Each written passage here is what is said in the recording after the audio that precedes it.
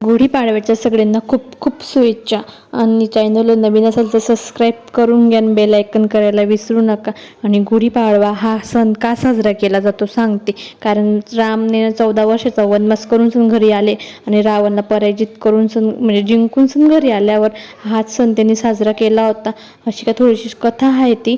आणि मग त्यानंतर आम्ही पण आमची देवपूजा वगैरे करून घेतली आणि त्यानंतर मग गुढी उभी केली, मस्त रांगोळीवर काढली, पण ती का दाखवली नाही तुम्हाला. आणि आमच्या इथं अमावस्या घ्यायला ताई येते, त्या ताईंना अमावस्या वगैरे काढून दिली, ती त्यांना अमावस्या दिली आणि मस्त रशी वगैरे बनवली. तेवढ्यात म्हटलं चला पुरणपोळी पण बनवून घेऊ. आणि आमच्याकडे रशी बोलतात, तुमच्याकडे काय बोलतात कमेंटमध्ये नक्की सांगा. आणि मस्त आजची पुरणपोळी खरंच खूप म्हणजे आजचा पूर्ण स्वयंपाकच खरंच खूप छान आला होता. कारण काय माहिती एवढं चविष्ट होता, फक्त त्याच्यात एक गोड झाला म्हणजे काय सांगते तुम्हाला. आणि आमच्या आहोंना फोन केला की घरी लवकर येऊन जा, कारण आमच्या आहोंना कामावर गेले होते. आणि आजच्या दिवशी सगळं खरंच सांगते, एवढा सण आहे मराठी लोकांचा पण सुट्टी भेटत नाही. म्हणजे एक दिवस तरी म्हणजे हा मराठी लोकांचा सण आहे तर एक दिवस तरी सुट्टी भेटायला पाहिजे, कारण म्हणजे दुपारपर्यंत तरी बाहेर भेटायला सुट्टी. आहो घरी आल्या मस्त पूजा वगैरे करून घेतली, गुढी उतरून घेतली. आणि गोड म्हणजे असं झाला की रशीसोबत भातच बनवला आणि खायला. नंतर आता जेवणाच्या वेळेस भात लावला.